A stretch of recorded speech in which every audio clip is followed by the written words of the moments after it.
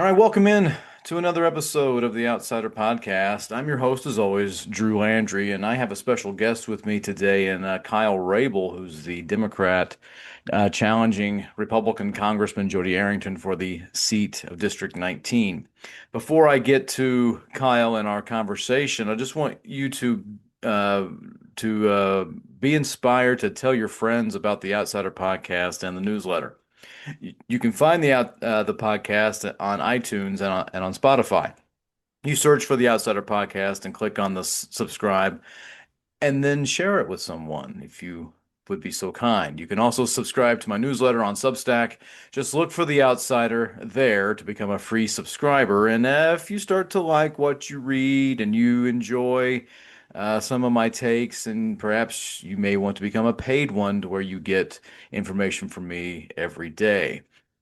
That said, um, with me is Kyle Rable. Kyle, thanks for joining the Outsider Podcast. Yeah, thanks for having me on. Fun opportunity. Wonderful. So, you're running for Congress. Why did you want to run for Congress? Why are you running? Tell us why. Yeah, so it starts with I guess the 2024 election. I threw myself pretty hard into it after I came back from a military training event. And so from basically September through November, I think I went to everything there was to get voter outreach. I door knocked every weekend. I phone blocked 2 to 3 times a week. It felt like I was at every event I could get to talk to people, to get them out to vote out here in Lubbock. And then that night happened, and not only did we not win the presidency, we didn't win the Senate. We lost our one Democratic county commissioner, and my friend Morgan Kirkpatrick lost her race for the State Board of Education. It kind of, it was just hard. So I woke up the next morning, pretty angry. I didn't wake up really sad. I woke up really mad and just started trying to think about ways of what I could do more. I was already the secretary of the county party, so I was already trying to motivate people, bring them back in line, understanding that what was happening. This is all while I was doing my comprehensive exams, and then it's closer to when my son's born that it kind of comes into focus that I need to do something big. There has to be a big change. There has to be a way to fight what we're seeing and just the kind of the destruction of our democracy. So as I'm staring at this little boy in my arms, I decided that this is what we have to do. So that's kind of where it is that finally I was like, we have to do something. We owe it to the next generation of people that there's a country for them to have. All right, great. That's so you're in it for the present and also for the future. Yeah, yeah. Okay, I great. mean, it's tough right now, but it's only going to get tougher if we don't try to fight for a better world, in my opinion. Yeah. Um, tell us, tell me and uh, my listeners here, what are some things you're for? And then we'll talk about what kind of critiques you have about the congressman and all that. But tell us some things as to what you want Congress to do, what it is that you bring. Yeah. So I kind of have four main points that I'm really hitting. There's obviously a million and one things to always talk about, but there's four that I've really kind of zeroed in as things that we need to focus in, especially if I were to be represent West Texas, is the first one would be what I've been calling farms for farmers. So a refocus on that small family farm that is supposed to be the Jeffersonian ideal of America, right? That you should be able to own your farm, make enough profit, feed our country, and reinvest in that ideal that the small family farm is important. With the frozen USDA funds, the closing of USAID, what I'm assuming is going to happen is a giant slash to SNAP. Our farmers are going to struggle. So we have to reinvest in them, work to support them through freezing interest rates on farm loans, helping subsidize conservation efforts on their farms, so no-till farming, help with water, stuff like that. Um, and at my core, I'm a working class guy. I'm a card carrying union member. So I am for the full refunding and then expansion of Medicaid, Medicare, Social Security, and Veterans Affairs.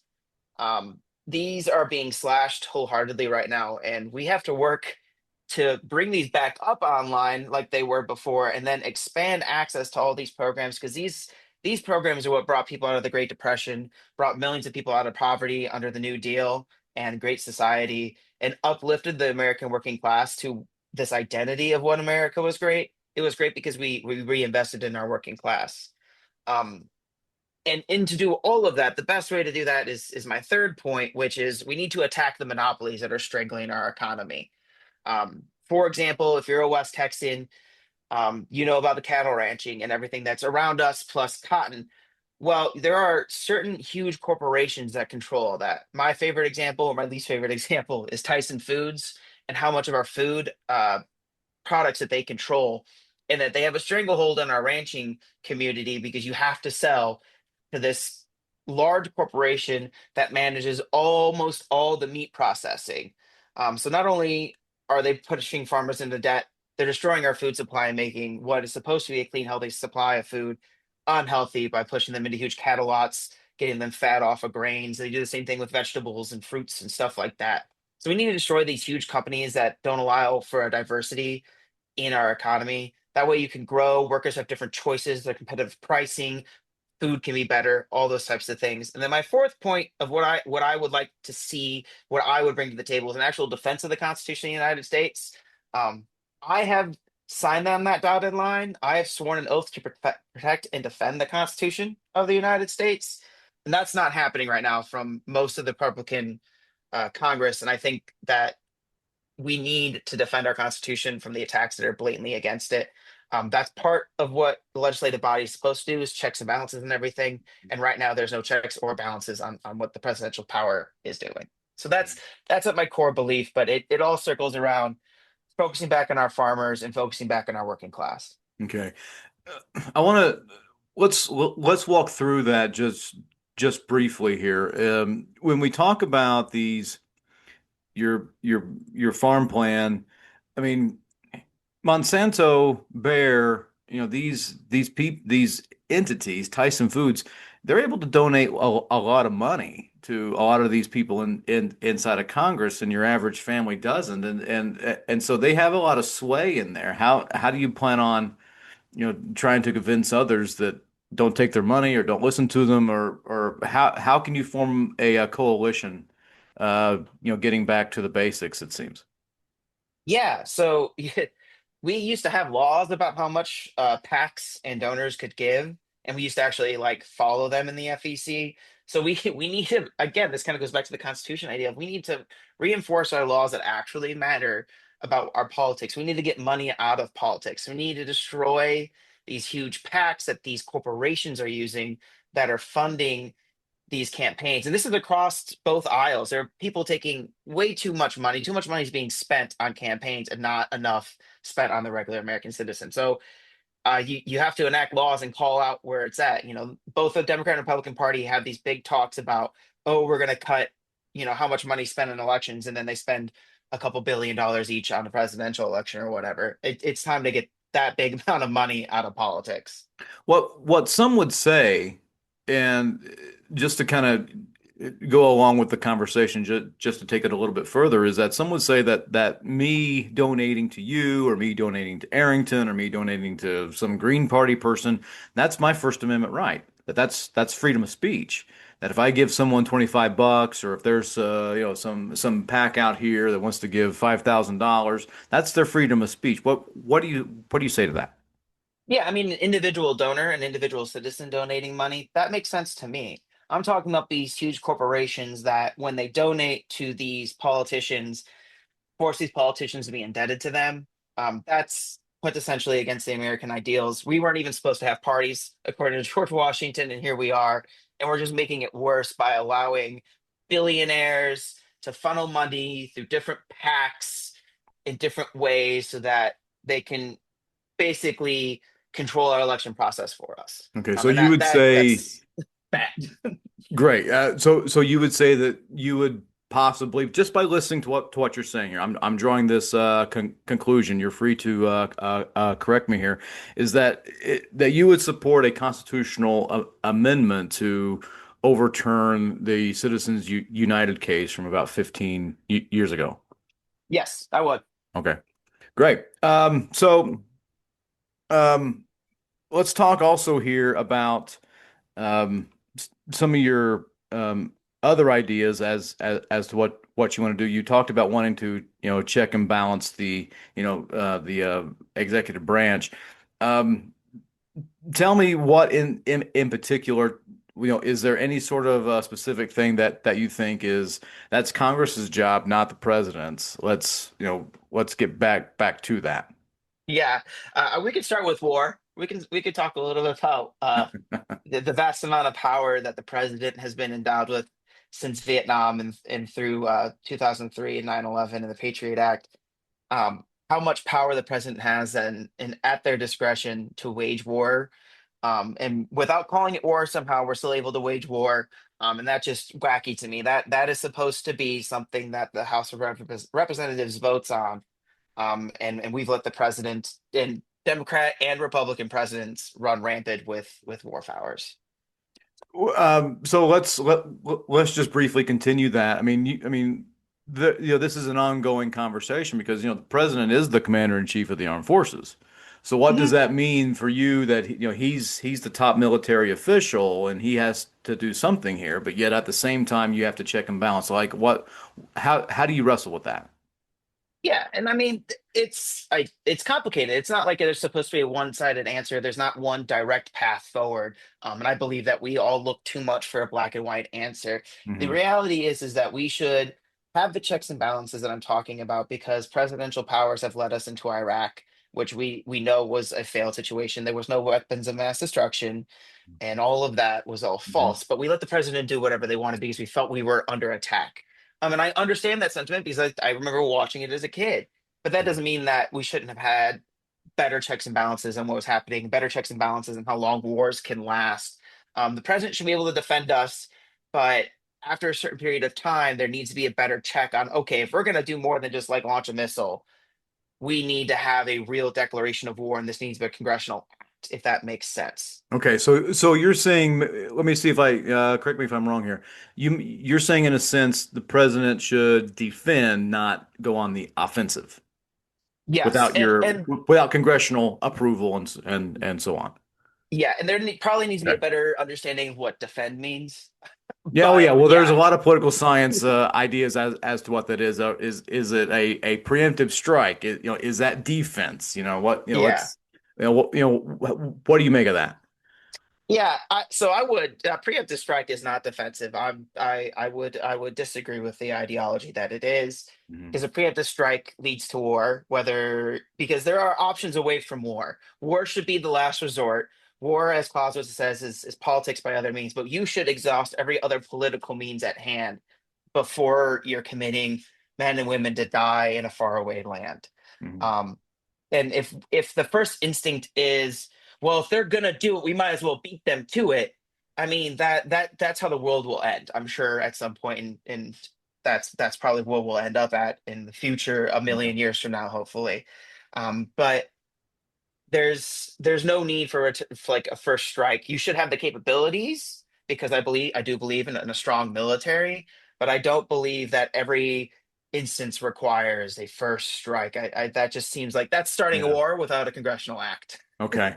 Oh, all right. Fair enough. I'm sure that there are others who would have different opinions as to what defense means. The constant criticism ever since 9/11 that Democrats have received is that they are too defensive and too weak on the world stage that they would never want to really go after and defend by going on the offensive. That was John Kerry's biggest criticism. So what what do you say to something like that? Yeah, I would first recommend that everyone that criticized John Kerry remember that he actually went to Vietnam. Hmm. Um, Hmm. but you can be a strong military presence without constantly being the first person to attack people. I do believe in a strong military presence. I joined the army, right? I'm still a U.S. Army Reserve officer. I grew up in the army. Generations of my family have served. I am okay with a strong army. I'm okay with being strong on the world stage. We're supposed to. We're the world leaders of freedom. That does not mean constantly being in war, though. And it doesn't have to mean constantly striking first. Yeah. It means that you have a strong military that backs up your diplomatic actions to avoid war at all costs. War is the worst thing that happens on this planet, and the fact that we continue to kind of willy-nilly do it or think that it's just something that you do is kind of insane to me. So every conversation where the Democrats are weak on the world stage and they don't bring power to it is probably because they don't like. It's the understanding that the Democrats, for the most part, want to find ways where we don't end up with 20,000 dead American service members. Right.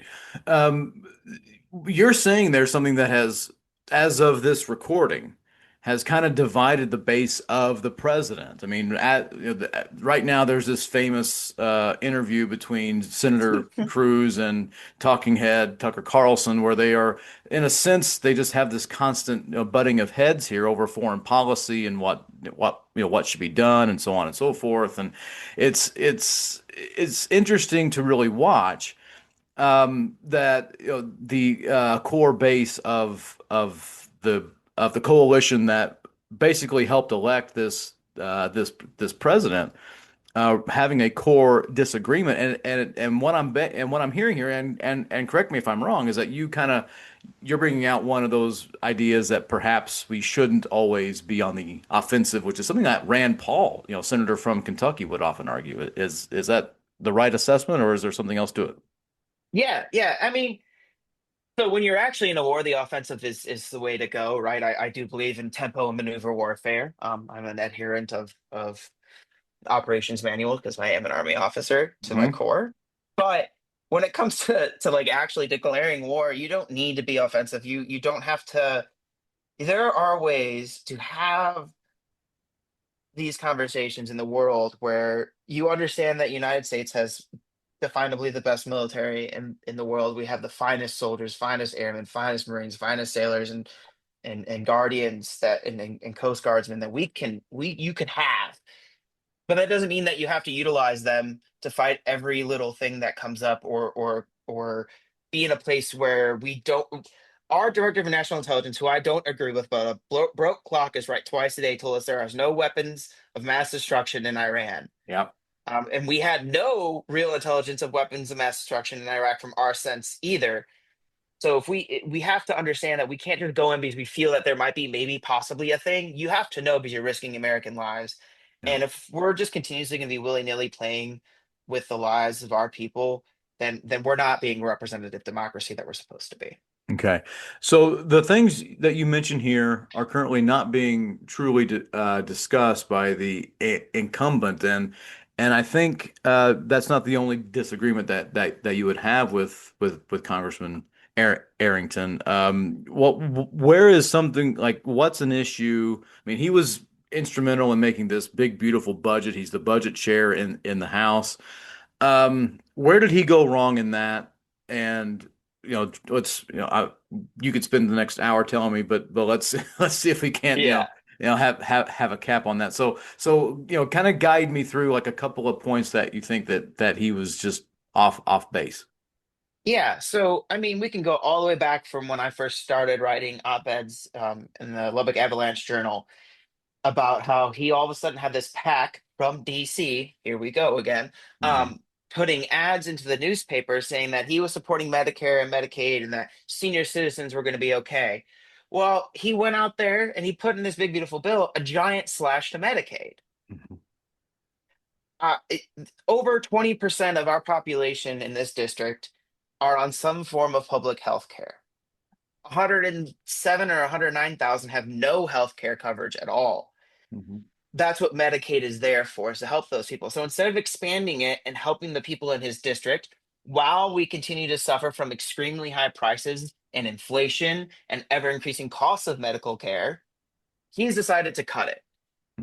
I can't I can't imagine a bigger slap in the face to West Texan workers than, yeah, actually, not only do I not care that there are many people without coverage, I'm going to make it harder to get coverage. And then I'm not going to reinvest in rural hospitals. I'm instead going to push this really weird idea of telehealth, which fixes some of it. But if you still need help and you still need it quick, there's not a rural hospital. Most people drive all the way to Lubbock Yeah. or all the way to Abilene, which, one way that could be an hour or more to have their kid. Yeah. That And you're we're saying not that this reinvesting in is your that structure. criticism of the congressman here. Yeah, Yeah. that's one of my biggest ones is, he pretends to be the rural guy, right? He pretends to be this big farm loving rural guy. He spends more time in DC than he does anywhere else, and he does not know that we're in a healthcare desert. Lubbock is the healthcare center. So, I was lucky enough that we live 10 minutes right now down the road from Covenant when we had our Mhm. son. But say I wasn't and we were 45 minutes, I mean, we had to have an emergency C-section. What if we didn't get there in time? Yeah. Right. Then I lose my family. Yeah. So instead of investing in things that, by the way, I don't know how he's going to make money off of it, but he used to run a telehealth company in Lubbock, Mhm. then maybe we should invest in some brick and mortar in those areas. And on top of that, Social Security was cut. So now, if you're an elderly individual living out in these rural areas, your office is probably no longer staffed, but you also can't do it online anymore because they have this weird thing that they're getting stolen blind, which just isn't true. So now you have to come to Lubbock again. Yeah. So how are we helping these people out here? And then he'll go on, and he just talked about the farm bill the other day, but he's had a decade to put a real farm bill in, and he hasn't because he's blamed the Democrats the whole time. He just Yeah. hasn't actually delivered for West Texas. Right. Um, so solid, let's also remember that if, Medicaid is a joint state federal program, so if the federal government cuts a large share of its funding in order to keep that program afloat, Medicaid has to be then driven by the states. The states have to add more money to it.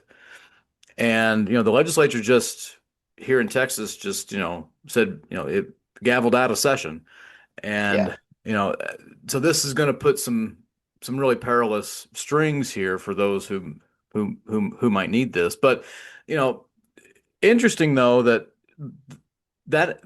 is actually something that a lot of Senate Republicans are having a problem with. Like you've been keeping up with that, right?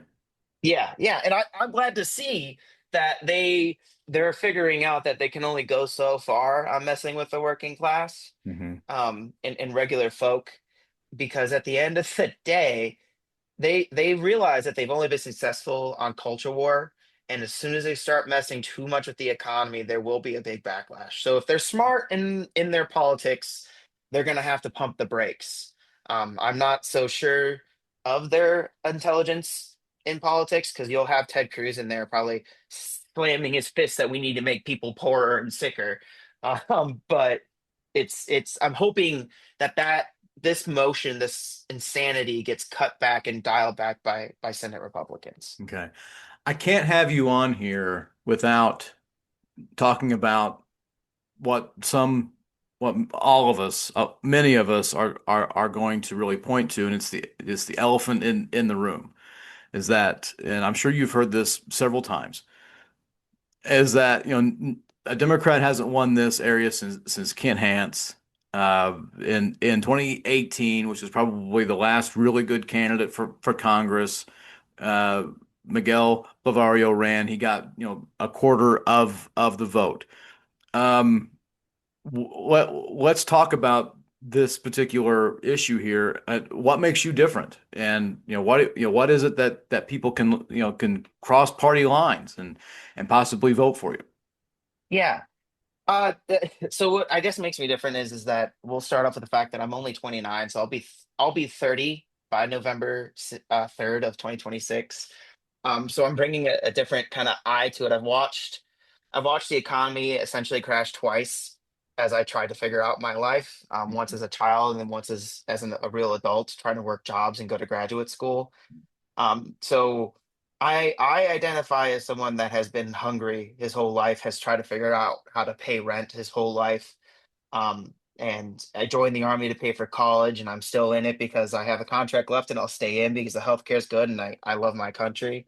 But I'm here only focusing on the issues that I brought forward. I'm not preaching. I'm explaining the fact that we are getting attacked as regular folks out here.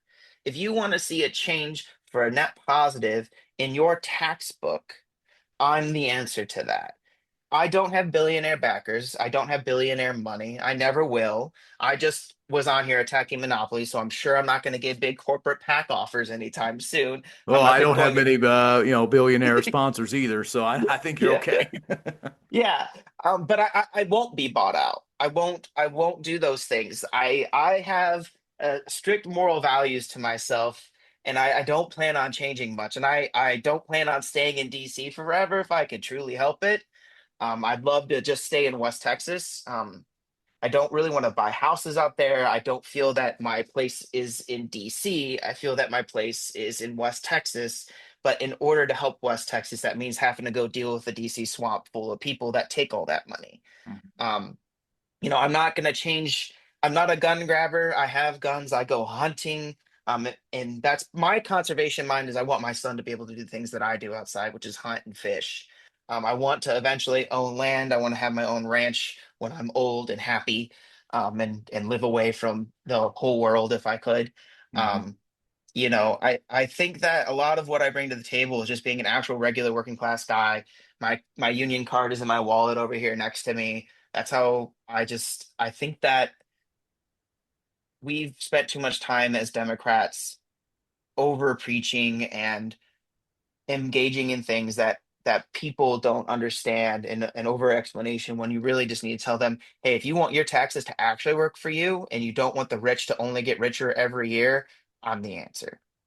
Do- One of the other big issues that a lot of left-leaning people in this part of the state and the candidates that who run for those spots all up and down the ticket is getting campaign money.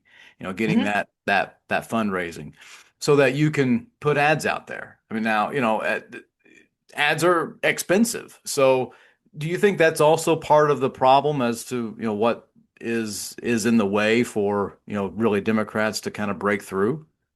Yeah, so there are two parts to this conversation. There's ads that you see on TV, and then the Facebook, Instagram, those types of ads. That's two separate things to have that conversation about. But the money part is a problem. I'm working on it.